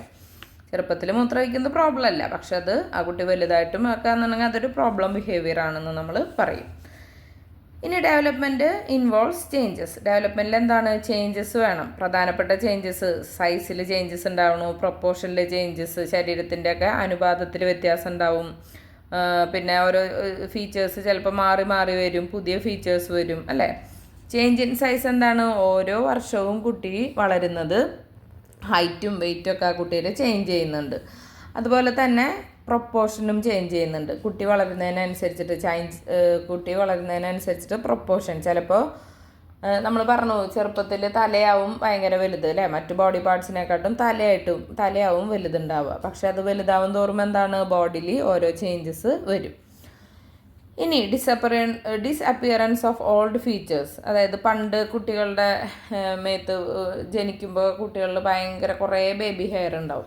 പിന്നെ കുറച്ച് നാൾ കഴിയുമ്പോൾ എന്താവും? ആ ബേബി ഹെയർ ഒക്കെ പോവും. അതുപോലെ തന്നെ ജനന കഴിഞ്ഞ് കുറേ നാൾ 1 വയസ്സൊക്കെ ആകുമ്പോൾ പല്ലൊക്കെ മുളച്ചു തുടങ്ങും അല്ലേ. അതൊക്കെ എന്താണ്? മിൽക്ക് ടീത്താണ്. ആ ബേബി ടീത്ത് അല്ലെങ്കിൽ മിൽക്ക് ടീത്തൊക്കെ പോയിട്ട് പിന്നീട് പെർമനൻ്റ് ആയിട്ടുള്ള ടീത്ത് വരികയൊക്കെ ചെയ്യും. അപ്പോൾ ഓൾഡ് ഫീച്ചേഴ്സ് മാറി പുതിയ ഫീച്ചേഴ്സ് വരും അല്ലേ. ന്യൂ ഫീച്ചേഴ്സ് അക്വയർ ചെയ്യും, അതായത് പെർമനൻറ്റ് ടീത്ത് വരും. പ്രൈമറി സെക്കൻഡറി സെക്സ് ക്യാരക്ടറിസ്റ്റിക്സിനൊക്കെ അപ്പിയറൻസ് ഒക്കെ സംഭവിക്കും. ഇനി എവിടെയൊക്കെയാണ് ഡെവലപ്മെൻറ്റ് സംഭവിക്കുന്നത്? അതായത് ഒരു കുട്ടിക്ക് വികാസം എന്ന് വെച്ച് കഴിഞ്ഞാൽ നമ്മൾ പറഞ്ഞത് ശാരീരികമായിട്ടുള്ള വികാസം മാത്രമല്ല, ഫിസിക്കൽ ഡെവലപ്മെൻറ്റ്, അതായത് ശാരീരിക വികാസം ഉണ്ട്, മോട്ടോർ ഡെവലപ്മെൻറ്റ്, ഈ പേശികളുടെയൊക്കെ ചലനം, ലാംഗ്വേജ് ആൻഡ് സ്പീച്ച് ഡെവലപ്മെൻറ്റ്, അതുപോലെ ഇമോഷണൽ ഡെവലപ്മെൻറ്റ്, വൈകാരികമായിട്ടുള്ള വളർച്ച, സോഷ്യൽ ഡെവലപ്മെൻറ്റ്, സാമൂഹികമായിട്ടുള്ള വളർച്ച, കോഗ്നിറ്റീവ് ഡെവലപ്മെൻറ്റ് എന്ന് വെച്ച് കഴിഞ്ഞാൽ എന്താ? ബുദ്ധിപരമായിട്ടുള്ള വളർച്ചയൊക്കെ ഉണ്ട്. അപ്പോൾ ഹ്യൂമൻ ഡെവലപ്മെൻറ്റ് എന്ന് വെച്ച് കഴിഞ്ഞാൽ ഈ 6 ഇതിൽ വരുന്നതാണ്. അപ്പോൾ അഡൾട്ട്ഹുഡ് ആവുന്നതോട് കൂടിയിട്ട് ഡെവലപ്മെൻറ്റ് മിക്ക ഈ സ്റ്റേജിലുള്ള ഡെവലപ്മെൻറ്റ് കംപ്ലീറ്റ് ആയിട്ടുണ്ടാവും. ഓക്കെ. ഫിസിക്കൽ ഡെവലപ്മെൻറ്റ് എന്ന് വെച്ച് കഴിഞ്ഞാൽ എന്താണ്? ഹൈറ്റിലും വെയ്റ്റിലൊക്കെ ഉള്ള മാറ്റം, അതുപോലെ സൈസ്, ഷേപ്പ് ഓഫ് ദ ബോഡിയൊക്കെ മാറും. ഫിസിക്കൽ ഡെവലപ്മെൻറ്റാണ് കുട്ടീൻ്റെ ബിഹേവിയറിനെ ഡയറക്റ്റായിട്ട് ബാധിക്കുന്നത്. അപ്പോൾ ഇനി ഫിസിക്കൽ ഡെവലപ്മെൻറ്റ് കുട്ടിയുടെ ബിഹേവിയറിനെ ഡയറക്റ്റായിട്ട് ബാധിക്കുന്നുണ്ട്. അപ്പോൾ അവർക്ക് എന്തൊക്കെ ചെയ്യാൻ പറ്റും എന്നുള്ളതൊക്കെ അറിയുമ്പോൾ അവരിൽ ഒരുപാട് മാറ്റങ്ങളുണ്ടാവും അല്ലേ. അവർക്ക് സ്വയം ഇപ്പോൾ ഒരു എക്സാമ്പിൾ, ഒരു കുട്ടിക്ക് എണീക്കാനും ഇരിക്കാനും പറ്റില്ല എന്നുണ്ടെങ്കിൽ ആ കുട്ടി മറ്റുള്ളവരെക്കാട്ടും ആ കുട്ടിക്ക് ഇത്തിരി കൂടി ഡൗൺ ആയിട്ട് തോന്നും. മറ്റുള്ളവർ പറയുന്നതൊക്കെ കേൾക്കുമ്പോൾ അയ്യോ കൊച്ചിന് വയ്യ അങ്ങനെ ഒക്കെ പറയുമ്പോൾ ഇത്തിരി കൂടി അവർ ഡൗൺ ആവാനുള്ള സാധ്യതയുണ്ട്. പക്ഷേ അതേസമയം ഒരു കുട്ടിക്ക് ഓടാനും ചാടാനും നല്ല വേഗത്തിലൊക്കെ ആക്കുമ്പോൾ എല്ലാവരും അപ്രീഷിയേറ്റ് ചെയ്യുമ്പോൾ ആ കുട്ടിക്ക് എന്താ? ഒരു സ്വയം ബോധം, ഞാൻ തരക്കേടില്ലാണ്ട് തന്നെ ചെയ്യും, അങ്ങനെയുള്ളൊരു ബോധം വരും. ഇനി മോട്ടോർ ഡെവലപ്മെൻറ്റ് എന്ന് വെച്ച് കഴിഞ്ഞാൽ എന്താണ്? ശരീരത്തിനെ കൺട്രോൾ ചെയ്യാനായിട്ട് ഓരോ പ്രവർത്തനങ്ങളെയും കോർഡിനേറ്റ് ചെയ്യുക, ഒരുമിച്ച് കൊണ്ടുപോകാനായിട്ട് നെർവ്സ് സെൻറ്ററിനെയും നെർവ്സിനെയും മസിൽസിനെയും ഒക്കെ ഒരുമിച്ച് കൊണ്ടുപോകാനുള്ള ഒരു എബിലിറ്റി. മോട്ടോർ ഡെവലപ്മെൻറ്റ് ഈ കുട്ടികൾക്ക് ന്യൂ ബോൺസിന് ഹെൽപ്ലെസ്നെസ് ആണ് അല്ലേ. അതായത് എന്താ? അവർക്ക് തന്നെ എണീക്കാനോ തന്നെ കാര്യങ്ങൾ ചെയ്യാനോ ഉള്ള ഒന്നും പറ്റില്ല. അത് മാറുന്നത് എപ്പോഴാണ്? മോട്ടോർ ഡെവലപ്മെൻറ്റ് സംഭവിക്കുമ്പോഴാണ് അതിൽ മാറ്റം വരുന്നത് അല്ലേ. അപ്പോൾ എന്താണ് പറയേണ്ടായിരുന്നത്? നമ്മൾ ന്യൂ ബോണിൽ ഉള്ള ഈ ക്യാരക്ടറിസ്റ്റിക്സ് അവരുടെ ആ ഒരു ഹെൽപ്ലെസ്നെസ്സൊക്കെ മാറാനായിട്ട് മോട്ടോർ ഡെവലപ്മെൻറ്റ് വഴി സാധിക്കും. അവർക്ക് സ്വയം കേപ്പബിൾ ആണെന്നുള്ളൊരു ചിന്ത വരും അല്ലേ, മോട്ടോർ ഡെവലപ്മെൻറ്റ് നല്ല രീതിയിൽ നടക്കുകയാണെങ്കിൽ. ഇനി ലാംഗ്വേജ് ആൻഡ് സ്പീച്ച് ഡെവലപ്മെൻറ്റിൽ വരുന്നതാണ്. നമുക്കറിയാം ഏത് രീതിയിൽ വേണമെങ്കിൽ നമുക്ക് ആംഗ്യത്തിലൂടെ, ജെസ്റ്റേഴ്സിലൂടെ, ആംഗ്യഭാഷയിലൂടെ അല്ലെങ്കിൽ ഇമോഷണലായിട്ട് എക്സ്പ്രസ് ചെയ്യാം നമ്മുടെ കാര്യങ്ങൾ, അല്ലെങ്കിൽ സ്പീച്ച് വാക്കുകളിലൂടെ, അല്ലെങ്കിൽ റിട്ടൺ ലാംഗ്വേജിലൊക്കെ നമുക്ക് മറ്റുള്ളവരായിട്ട് കമ്മ്യൂണിക്കേറ്റ് ചെയ്യാൻ പറ്റും. പക്ഷേ ഏറ്റവും എഫക്റ്റീവായിട്ടുള്ള മെത്തേഡ് ഏതാണ്? സ്പീച്ചാണ്. സ്പീച്ച് എന്ന് പറയുന്ന ഒരു മോട്ടോർ മെൻ്റൽ സ്കില്ലാണ് അല്ലേ. സ്പീച്ച് ഡെവലപ്മെൻറ്റ് നമുക്ക് യൂസ്ഫുള്ളായിട്ടുള്ള, മീനിങ് ഫുള്ളായിട്ടുള്ള വേർഡ്സ് മറ്റുള്ളവരോട് പറയാനായിട്ട് പറ്റണം. പിന്നെ മീനിങ് ഓഫ് വേർഡ്സ്, മറ്റുള്ളവർ ഉപയോഗിക്കുന്ന വാക്കുകളുടെ അർത്ഥം മനസ്സിലാക്കാനും പറ്റണം അല്ലേ. അപ്പോൾ അതിലൊക്കെ പ്രാവീണ്യം നേടി കഴിഞ്ഞാലാണ് ലാംഗ്വേജ് ആൻഡ് സ്പീച്ച് ഡെവലപ്മെൻറ്റ് സംഭവിച്ചതെന്ന് പറയാൻ പറ്റുക. ഇനി ഇമോഷണൽ ഡെവലപ്മെൻറ്റ് ഉണ്ട്. ഇമോഷൻസ് എന്ന് വെച്ച് കഴിഞ്ഞാൽ complex psychological and biological response to internal and external stimuli. ഇൻറ്റേർണലായിട്ടുള്ള എക്സ്റ്റേർണലായിട്ട് സ്റ്റിമുലിക്ക് നമ്മൾ സൈക്കോളജിക്കലായിട്ടും ബയോളജിക്കലായിട്ടും റെസ്പോണ്ട് ചെയ്യും. അതിനാണ് എന്തെന്ന് പറയുന്നത്? ഇമോഷൻസ് എന്ന് പറയുന്നത്. ഇമോഷൻസ് നമ്മൾ അത് എക്സ്പ്രസ് ചെയ്യാനായിട്ട് ഉള്ള കഴിവ്, അതിനെ ഇമോഷൻസിനെ കൺട്രോൾ ചെയ്യാൻ പറ്റണം. മറ്റുള്ളവരുടെ ഇമോഷൻസിനെ അണ്ടർസ്റ്റാൻഡ് ചെയ്യാനും ആക്സെപ്റ്റ് ചെയ്യാനും നമുക്ക് പറ്റണം അല്ലേ. എല്ലാ ഇമോഷൻസും ഒരു കുട്ടിയുടെ ജീവിതത്തിൽ വളരെയധികം പ്രാധാന്യം വഹിക്കുന്നുണ്ട്. പേഴ്സണലായിട്ടും സോഷ്യൽ അഡ്ജസ്റ്റ്മെൻറ്റിലൂടെയൊക്കെ ആ കുട്ടി നല്ല രീതിയിൽ മുന്നോട്ട് പോകണമെന്നുണ്ടെങ്കിൽ ഇമോഷണൽ ഡെവലപ്മെൻറ്റ് വേണം അല്ലേ. ഇപ്പോൾ ഫസ്റ്റ് നമ്മൾ LKG കൊണ്ടുവന്നാക്കുമ്പോൾ കുട്ടികൾ ഭയങ്കരമായിട്ട് കരയും. പക്ഷെ ആ കുട്ടി തന്നെ UKG ആകുമ്പോൾ കരയില്ല. ആ കുട്ടിക്ക് അറിയാം ഇങ്ങനെ ആവരുത്, മറ്റുള്ളവരിങ്ങനെയല്ല ബിഹേവ് ചെയ്യണമെന്നുള്ളൊരു ബോധം. അപ്പോൾ അവർക്ക് ഇമോഷൻസിനെ എന്താണ് കൺട്രോൾ ചെയ്യാൻ, വീട്ടിലമ്മേനെ വിട്ടു പോരുന്നതിൽ സങ്കടം ഉണ്ടെങ്കിലും അവർക്ക് എന്താണ് ഇമോഷൻസിനെ കൺട്രോൾ ചെയ്യാനുള്ളൊരു കഴിവ്. അതുപോലെ തന്നെ മറ്റുള്ളവരെ അണ്ടർസ്റ്റാൻഡ് ചെയ്യാൻ, കൂട്ടുകാരെ മനസ്സിലാക്കാനും ഒക്കെ പറ്റും. ഓക്കെ, അപ്പോൾ അതാണ് ഇമോഷണൽ ഡെവലപ്മെൻറ്റ്. അടുത്തത് സോഷ്യൽ ഡെവലപ്മെൻറ്റ് എന്ന് വെച്ച് കഴിഞ്ഞാൽ എന്താണ്? സമൂഹത്തിൻ്റെ എക്സ്പെക്റ്റേഷൻസിനനുസരിച്ചിട്ട് നമ്മൾ പെരുമാറുക. സോഷ്യൽ ഡെവലപ്മെൻറ്റ് എന്ന് വെച്ച് കഴിഞ്ഞാൽ എന്താണ്? കഴിവ് നേടണം. എന്തിനുള്ള അക്വിസിഷൻ ഓഫ് എബിലിറ്റി, എന്തിനുള്ള കഴിവ് നേടാണ്? സമൂഹത്തിൻ്റെ എക്സ്പെക്റ്റേഷനനുസരിച്ചിട്ട് നമ്മൾ ബിഹേവ് ചെയ്യാനുള്ള കഴിവ് നേടുകയാണ്. അപ്പോൾ കുട്ടികളെ സാമൂഹികമായിട്ട് നോൺ സോഷ്യൽ അല്ലെങ്കിൽ ആൻറ്റി സോഷ്യൽ പേഴ്സണൊക്കെ ആവുന്നത് ഹെറിഡിറ്ററി വെച്ചിട്ടല്ല അല്ലേ. പാരമ്പര്യം മാത്രമല്ല, കുട്ടിയുടെ ചുറ്റുപാടുകളെ നമ്മൾ മനസ്സിലാക്കിയിട്ട്, ഒരു സമൂഹത്തിലൊരു കള്ളന്മാരുടെ കൂട്ടത്തിലാണ് കുട്ടി വളരുന്നതെന്നുണ്ടെങ്കിൽ പ്രോബബിലിറ്റി കൂടുതൽ എന്താണ്? ആ കുട്ടി കള്ളനാവാനാണ് ചാൻസ് കൂടുതൽ. ഇനി cognitive or intellectual development. Cognitive development എന്ന് വെച്ച് കഴിഞ്ഞാൽ എന്താണ്? ഈ ടോട്ടൽ ഓഫ് സെൻസേഷനും പെർസെപ്ഷനും കോഗ്നീഷനും എല്ലാം കൂടിയിട്ടാണ് കോഗ്നിറ്റീവ് ഡെവലപ്മെൻറ്റ് എന്ന് പറയുന്നത്. അതായത് സെൻസ് ഓർഗൻസ് വഴി കിട്ടുന്നതാണ് എന്ത്? സെൻസേഷൻ എന്ന് പറയുന്നത്. നമ്മുടെ കണ്ണ്, കാഴ്ച, കേൾവി അതെല്ലാം വെച്ചിട്ട്. പെർസെപ്ഷൻ എന്ന് വെച്ച് കഴിഞ്ഞാൽ ഈ സെൻസിങ്ങിന് ഒരു പുതിയ അർത്ഥം കൊടുക്കുന്നതാണ് പെർസെപ്ഷൻ. കോഗ്നീഷൻ എന്ന് വെച്ച് കഴിഞ്ഞാൽ എന്താണ്? ചിന്തിക്കുക, അറിയുക, അതൊക്കെയാണ് ഈ കോഗ്നീഷൻ എന്ന് പറയുന്നത്. അപ്പോൾ ഇൻ്റലക്ച്വൽ അല്ലെങ്കിൽ കോഗ്നിറ്റീവ് ഡെവലപ്മെൻറ്റ് ഒരു വ്യക്തിനെ കാര്യങ്ങൾ മെമ്മറൈസ് ചെയ്യാൻ, ഓർക്കാനും ഇമാജിൻ ചെയ്യുക, അതുപോലെ തന്നെ കമ്മ്യൂണിക്കേറ്റ് ചെയ്യാനും കാര്യങ്ങളെ മനസ്സിലാക്കാനും സോൾവ് ചെയ്യാനൊക്കെ സഹായിക്കുന്നതാണ് എന്ത്? കോഗ്നിറ്റീവ് അല്ലെങ്കിൽ ഇൻ്റലക്ച്വൽ ഡെവലപ്മെൻറ്റ് എന്ന് പറയുന്നത്. ഓക്കെ, ഇനി അപ്പോൾ അടുത്തത് factors affecting growth and development ആണ്. അപ്പോൾ എന്തൊക്കെയാണ് ഗ്രോത്തിനെയും ഡെവലപ്മെൻറ്റേയും എഫക്റ്റ് ചെയ്യുന്ന ഫാക്ടേഴ്സ് നമുക്ക് നോക്കാം. അത് ഹെറിഡിറ്ററിയും എൻവയോൺമെൻറ്റാണ്, അതായത് പാരമ്പര്യവും ചുറ്റുപാടുകളും. ഹെറിഡിറ്ററി എന്ന് വെച്ച് കഴിഞ്ഞാൽ ഒരു ബയോളജിക്കൽ പ്രോസസ്സാണ്. അതിലൂടെയാണ് ഫിസിക്കൽ സോഷ്യൽ ക്യാരക്ടറിസ്റ്റിക്സ് ഒക്കെ പാരൻസിൽ നിന്നും അവരുടെ ഓഫ് സ്പ്രിങ്സിലേക്ക്, അടുത്ത തലമുറയിലേക്ക് കൈമാറ്റം ചെയ്യപ്പെടുന്നത് എങ്ങനെയാണ്? പൈതൃകമായിട്ടാണ്, ഹെറിഡിറ്ററി വഴിയാണ്.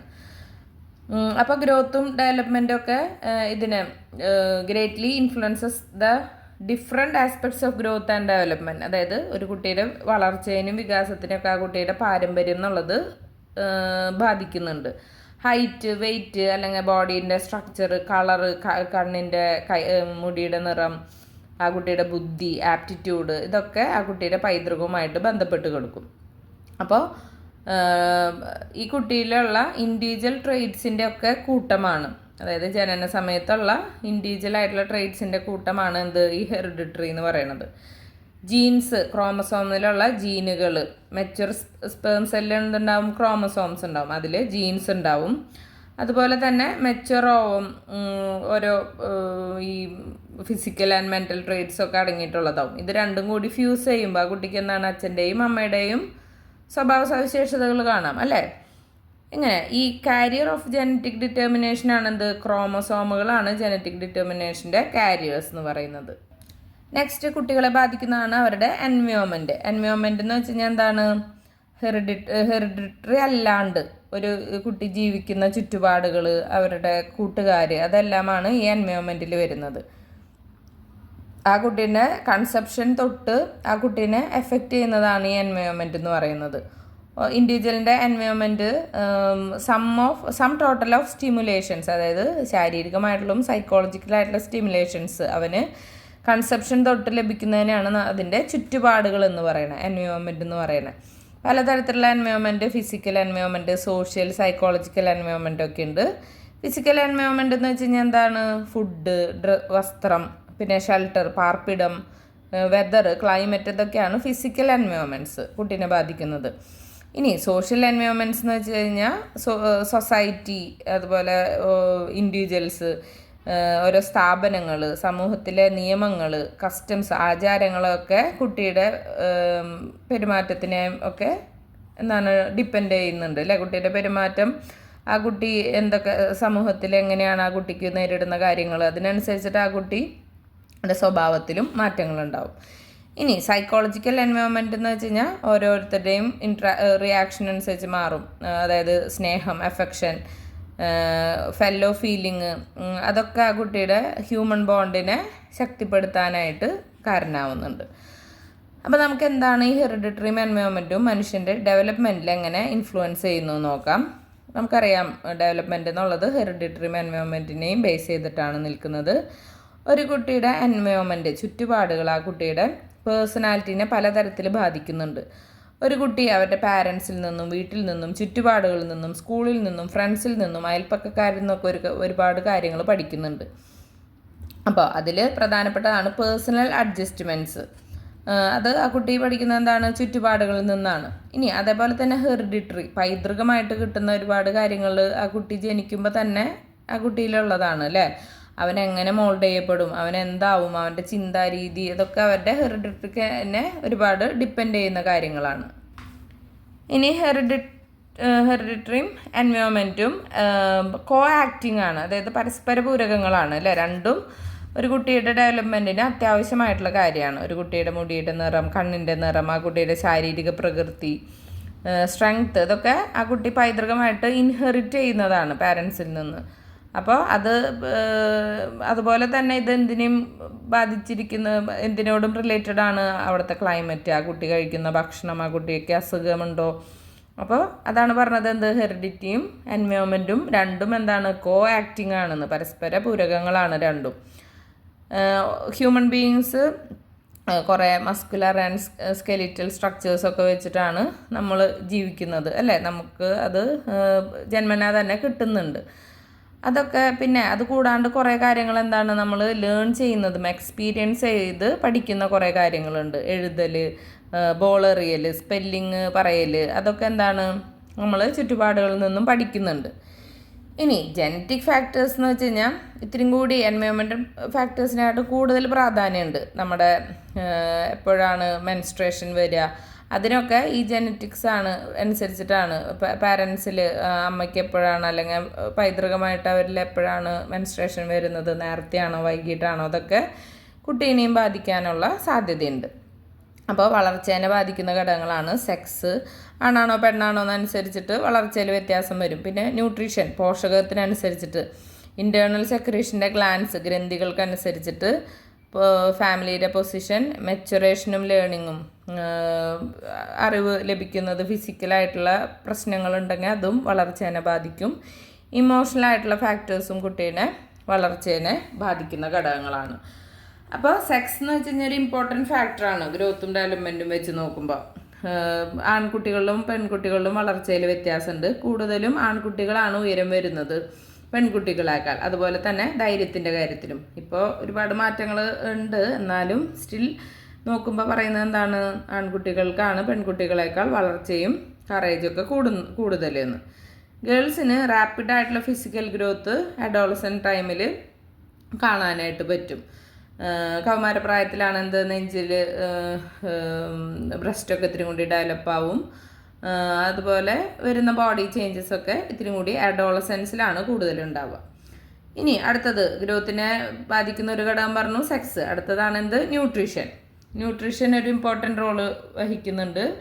ഫിസിക്കലായിട്ടുള്ളതും മെൻ്റലായിട്ടുള്ള ഡെവലപ്മെൻറ്റ്. ഭക്ഷണം കഴിക്കാതിരുന്ന് കഴിഞ്ഞാൽ നമ്മൾ ക്ഷീണിക്കുക, ശാരീരികമായിട്ടുള്ള ക്ഷീണം മാത്രമല്ല മാനസികമായിട്ട് നമ്മളത് ഡൗൺ ആക്കും. ഇനി ഇൻസഫിഷ്യൻ്റ് ആയിട്ടുള്ള ഡയറ്റ് കഴിക്കുകയാണെന്നുണ്ടെങ്കിൽ, വളരുന്ന പ്രായത്തിൽ നല്ല രീതിയിൽ ഡയറ്റ് ഇല്ല എന്നുണ്ടെങ്കിൽ പലതരത്തിലുള്ള അസുഖങ്ങൾ വരാനും വളർച്ച മുരടിക്കാനൊക്കെ കാരണമാവും. അപ്പോൾ ഇതിന് നമുക്ക് നല്ല ക്വാളിറ്റി ഡയറ്റ് ഒക്കെ കഴിക്കുകയാണെന്നുണ്ടെങ്കിൽ, ഫുഡ് ഹാബിറ്റിൽ ശ്രദ്ധിച്ച് നല്ല ന്യൂട്രീഷനൊക്കെ കൊടുക്കുകയെന്നുണ്ടെങ്കിൽ നല്ലപോലെ വളർച്ചയും വികാസവും കുട്ടികൾക്കുണ്ടാവും. ഇനി ഇൻറ്റേർണൽ സെക്രീഷൻ്റെ ഗ്ലാൻസ്, നമ്മുടെ ബോഡി ഫങ്ഷൻസ് ഒക്കെ റെഗുലേറ്റ് ചെയ്യുന്നത് ഹോർമോൺസ് ആണ് അല്ലേ. പല ഗ്രന്ഥികളാണ് ഈ ഹോർമോൺസിനെയൊക്കെ പ്രൊഡ്യൂസ് ചെയ്യുന്നത്. ചില ഗ്ലാൻഡുകൾ ഇൻറ്റേർണൽ സെക്രീഷൻസ്, ചില ഗ്രന്ഥികളിൽ നിന്നുള്ള സെക്രീഷൻസ് നമ്മുടെ ഡെവലപ്മെൻറ്റിന് വളരെയധികം സഹായിക്കുന്നുണ്ട്. ഈ തൈറോക്സിൻ എന്നുള്ളത് നമ്മുടെ തൈറോയിഡ് ഗ്രന്ഥി പ്രൊഡ്യൂസ് ചെയ്യുന്നതാണ് തൈറോക്സിൻ. അത് നമ്മുടെ ശാരീരികവും മാനസികവുമായ വളർച്ചയ്ക്ക് വളരെയധികം അത്യാവശ്യമായ ഒരു ഘടകമാണ്. അപ്പോൾ ഈ വളരുന്ന സമയത്ത് ഈ ഡെഫിഷ്യൻസി എന്തെങ്കിലും ഉണ്ടാവുകയാണെങ്കിൽ വളർച്ച മുരടിക്കാനുള്ള സാധ്യതയുണ്ട്. അത് തന്നെയാണ് സ്റ്റണ്ടഡ് ഗ്രോത്ത്, അതായത് ക്രെറ്റിനിസം എന്ന് പറയുന്നത്. വളർച്ച മുരടിച്ചു പോകും. അപ്പോൾ മെയിൽ ഹോർമോൺസിൻ്റെ എണ്ണവും ഇതിൻ്റെയൊക്കെ ഒരു ബാലൻസ് വേണം. ഡെവലപ്മെൻറ്റ് ഓഫ് മസ്കുലിറ്റി, പിന്നെ അതുപോലെ തന്നെ ഫീമെയിൽ ഹോർമോൺസിനെ ഫെമിനിറ്റീനെ ബാധിക്കുന്നുണ്ട്. ഫീമെയിൽ ഹോർമോൺസിൻ്റെ എണ്ണത്തിന് അനുസരിച്ചിട്ടാണ് സ്ത്രൈണത, അതുപോലെ തന്നെ മെയിൽ ഹോർമോൺസിൻ്റെ എണ്ണം. ഇപ്പോൾ എക്സാമ്പിൾ ഇത് രണ്ടും മാറി പോയി കഴിഞ്ഞാൽ ചില പുരുഷന്മാരിൽ നമുക്കറിയാം, ചിലരിൽ വിരളമായിട്ട് കാണുന്നതാണ് ഘനഗംഭീരമായ ശബ്ദമല്ലാതെ സ്ത്രീകളുടേത് സമാനമായ ശബ്ദം.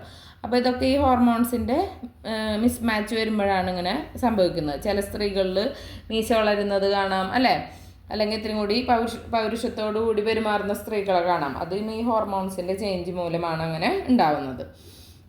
ഇനി പ്യൂബർട്ടി ടൈമിൽ സെക്സ് ഹോർമോൺസൊക്കെ ഈ ജെനിറ്റൽ ഓർഗൻസിൻ്റെ ഡെവലപ്മെൻറ്റിനെ പ്രൊമോട്ട് ചെയ്യുന്നുണ്ട്. നെക്സ്റ്റ് നമ്മൾ പറഞ്ഞു ഗ്രോത്തിനെ ബാധിക്കുന്ന മറ്റൊരു ഘടകമാണ് പൊസിഷൻ ഇൻ ദ ഫാമിലി. ആ കുട്ടിയുടെ വീട്ടിലെ ആ കുട്ടിക്കുള്ള സ്ഥാനം, അത് ഡെവലപ്മെൻറ്റിനെ നമുക്കറിയാം. ഇത്തിരി ഉള്ള കുട്ടികൾ, താഴെയുള്ള കുട്ടികൾ ഇത്തിരി കൂടി കൊഞ്ചലും അതൊക്കെയാവും. മൂത്ത കുട്ടികൾ ഇത്തിരി കൂടി മെച്ചുവേർഡായിരിക്കും അല്ലേ. അപ്പോൾ സെക്കൻഡ് തേർഡ് ഇതൊക്കെ ഇത്തിരി കൂടി ഒരു ഇതാവും. പിന്നെ ആദ്യത്തെ കുട്ടികൾ സംസാരിക്കാനൊരു ബുദ്ധിമുട്ട് പറയും. പക്ഷെ താഴെയുള്ള കുട്ടികൾ മൂത്ത കുട്ടികളോട് സംസാരിച്ച് വളരുമ്പോൾ അവർ പെട്ടെന്ന് സംസാരിച്ച് മുന്നോട്ട് പോകാനുള്ള അത് കാണിക്കാറുണ്ട്. ചെറിയ കുട്ടികൾ എൽഡർ ബ്രദേഴ്സിനെയും സിസ്റ്റേഴ്സിനെയും ഒക്കെ ഇമിറ്റേറ്റ് ചെയ്തിട്ട് ഒരുപാട് കാര്യങ്ങൾ പഠിക്കാറുണ്ട്. ഇനി മെച്ചുറേഷനും ലേണിങ്ങും. ഡെവലപ്മെൻറ്റ് എന്ന് വെച്ച് കഴിഞ്ഞാൽ മെച്ചുറേഷൻ്റെ ഭാഗമാണ് അല്ലേ. മെച്ചുറേഷൻ എന്ന് വെച്ച് കഴിഞ്ഞാൽ ഒരു നാച്ചുറൽ അൺഫോൾഡിങ് ഓഫ് ട്രേറ്റ്സ് ആണ്. അത് ജനന സമയം മുതൽ തുടങ്ങുന്നതാണ്. ലേണിങ് നമുക്ക് എക്സ്പീരിയൻസ് വഴി ഒരുപാട് കാര്യങ്ങൾ നമ്മൾ പഠിക്കും. ലേണിങ് കുട്ടീനെ ശാരീരികമായിട്ടും മാനസികമായിട്ടും വൈകാരികമായിട്ടും ബുദ്ധിപരമായിട്ടും ലാംഗ്വേജ് ഡെവലപ്പ് ചെയ്യാനൊക്കെ ഈ പഠനം, പലതരത്തിലുള്ള പഠനമുണ്ട് അല്ലേ. അപ്പോൾ ഇനി നോളേജ് ആൻഡ് സ്കിൽസും ഹാബിറ്റും ആറ്റിറ്റ്യൂഡും ഒക്കെ ആൾക്കാരുമായിട്ട് ഇടപഴകാനായിട്ട് ഈ കുട്ടിയെ സഹായിക്കുന്ന ഘടകങ്ങളാണ്. ഇനി ഫിസിക്കൽ ഡിഫക്ട്സ് നമുക്കറിയാം. ഒരുപാട് ശാരീരികമായിട്ടുള്ള പ്രശ്നങ്ങളായിട്ട് ജനിച്ചു വീഴുന്ന കുട്ടികളുണ്ട്, അല്ലെങ്കിൽ ജനനത്തിന് ശേഷം അസുഖങ്ങൾ മൂലം ബുദ്ധിമുട്ടുന്ന കുറേ കുട്ടികളുണ്ട്. ഫിസിക്കൽ ഡിഫക്ട്സ് ആയ കാഴ്ചയിലെ പ്രശ്നം, കേൾവിയിലെ ഡിഫക്ട്സ്, അല്ലെങ്കിൽ ഓർത്തോപീഡിയാറ്റിക് മറ്റ് ഡിസബിലിറ്റീസൊക്കെ ആ കുട്ടിയുടെ നോർമൽ ഡെവലപ്മെൻറ്റിന് തടസ്സമായിട്ട് നിൽക്കുന്ന കാര്യങ്ങളാണ്. അപ്പോൾ ഒരു കുട്ടിയുടെ ഡെവലപ്മെൻറ്റ് സ്റ്റാറ്റസ്, ഒരു ഫിസിക്കൽ ഡിഫക്റ്റ് ഒക്കെ ഉണ്ടാവുകയാണെന്നുണ്ടെങ്കിൽ നമുക്കറിയാം ആ കുട്ടിക്ക് അതുമായിട്ട് അനുബന്ധമായിട്ടുള്ള വേറെ പ്രശ്നങ്ങളും കാണും. ബ്ലൈൻഡ് ചിൽഡ്രന് നടക്കാൻ സ്ലോ ആവും, അതുപോലെ തന്നെ ഭക്ഷണം കഴിക്കാനും ഡ്രസ്സ് ചെയ്യാനൊക്കെ മറ്റു കുട്ടികളെക്കാട്ടും അവർ ഇത്തിരി കൂടി സ്ലോ ആവും. അപ്പോൾ ഒന്നൊന്നിനോട് ബന്ധപ്പെട്ട് കിടക്കുന്നുണ്ട് അല്ലേ. അപ്പോൾ ഒരു ഡിഫക്റ്റ് ഉണ്ടെന്നുണ്ടെങ്കിൽ മറ്റു കാര്യങ്ങളെയും സ്ലോ ഡൗൺ ചെയ്യാനുള്ള സാധ്യതയുണ്ട്. ഇനി ഇമോഷണൽ ഫാക്ടേഴ്സ് എന്താണെന്ന് നോക്കാം. കുട്ടികൾ ബ്രോക്കൺ ഹോംസ് എന്നുള്ളത്, അതായത് അച്ഛനമ്മയും സെപ്പറേറ്റഡ് ആണ്, അല്ലെങ്കിൽ വീട്ടിൽ വഴക്ക്, അങ്ങനെയുള്ള അല്ലെങ്കിൽ ഓർഫനേജസിൽ വളരുന്ന കുട്ടികൾക്കൊക്കെ അത്രയും നല്ല ഏറ്റവും ഒപ്റ്റിമം ലെവലിൽ അവർ വളർച്ചയും വികാസവും ഉണ്ടാവില്ല എന്നാണ് പറയണത്. അവർക്ക് ഇമോഷണൽ ഡിസ്റ്റർബൻസസ് ഉണ്ടാവണോ, അല്ലെങ്കിൽ എന്തെങ്കിലും ഇൻസെക്യൂരിറ്റീസ്, അല്ലെങ്കിൽ സിബ്ലിംഗ് റൈവൽറി, ഇപ്പോൾ മൂത്ത ചേട്ടനോടോ ചേച്ചിയോടോ അങ്ങനെ അല്ലെങ്കിൽ താഴെയുള്ളവരോടൊക്കെ ഒരു ദേഷ്യം, അങ്ങനെയൊക്കെയുള്ള ഒരു ശത്രുതാ മനോഭാവം, അസൂയ, പാരൻസിനെ നഷ്ടപ്പെടുന്ന അവസ്ഥ, അല്ലെങ്കിൽ ശരിയായ രീതിയിൽ സ്കൂളിൽ പോയി പഠിക്കാൻ പറ്റാത്ത അവസ്ഥ, അതൊക്കെ ആ കുട്ടിയുടെ വളർച്ചയെയും ഡെവലപ്മെൻറ്റിനെയൊക്കെ ബാധിക്കുന്ന ഘടകങ്ങളാണ്. ഓക്കെ, അപ്പോൾ ഇത്രയും പോർഷനാണ് ഇന്ന് ഞാൻ എടുക്കുന്നത്. അടുത്ത ക്ലാസ്സിൽ നമുക്ക് വേറെ പോർഷനായിട്ടും കാണാം. അപ്പോൾ എല്ലാവരെയും ഈ ക്ലാസ്സസ് ഹെൽപ്പ് ചെയ്യുന്നുണ്ടെന്ന് ഞാൻ വിചാരിക്കുന്നു. എന്തെങ്കിലും ഉണ്ടെന്നുണ്ടെങ്കിൽ ഒന്ന് കമൻറ്റ് ചെയ്യാം. ഇത്രയും വേഗത്തിലെടുത്ത് പോകുന്നത് മിക്കവരുടെയും പഠനം കഴിഞ്ഞിട്ടുണ്ടാവും. ഒരു റിവിഷന് നിങ്ങൾക്ക് ഹെൽപ്പ് ആവുമല്ലോ എന്ന് വെച്ചിട്ടാണ്. ഓക്കെ, കുറേ പേര് ഇനിയും പഠനം തുടങ്ങാത്തവരുണ്ട്. അപ്പോൾ അവരും ടെൻഷൻ അടിക്കണ്ട, നമുക്ക് മാക്സിമം പോർഷൻസ് കവർ ചെയ്ത് പോകുന്ന പോലെ ചെയ്യാം. അപ്പോൾ എല്ലാവരും നല്ല രീതിയിൽ പഠിക്കുക. ഇതൊക്കെ പോയിൻ്റായിട്ട് എഴുതി വയ്ക്കുക. പഠിക്കാൻ ക്ലാസ് കേൾക്കുന്നതിൻ്റെ ഒപ്പം ഒരു ബുക്കും പേനയൊക്കെ എടുത്ത് വെച്ചിട്ട് മെയിൻ പോയിൻറ്റ്സ് എഴുതിയിടുക. നമുക്കിങ്ങനെ ഞാനിങ്ങനെ മലയാളത്തിൽ ഇതിങ്ങനെ ഡിസ്ക്രൈബ് ചെയ്ത് പോകുന്നത് അത് നിങ്ങൾക്ക് മൈൻഡിൽ നിൽക്കാനാണ്. അപ്പോൾ നിങ്ങൾ ഈ ഹെഡിങ്സ് മാത്രം എഴുതി വെച്ച് കഴിഞ്ഞാൽ ഇതൊക്കെ ഈസി ആയിട്ടുള്ള കാര്യങ്ങളാണ്. നിങ്ങൾക്കത് ഓർത്ത് വെച്ച് പിന്നെ അത് ക്വസ്റ്റ്യൻസ് നോക്കി കഴിഞ്ഞാൽ ആൻസർ ചെയ്യാനും എളുപ്പമാവും. ഓക്കെ, അപ്പോൾ എല്ലാവരും നല്ല രീതിയിൽ പഠിക്കുക. നല്ലൊരു ജോലിയിൽ എത്രയും പെട്ടെന്ന് എത്താനായിട്ട് പ്രാർത്ഥിക്കുന്നു. Okay, thank you.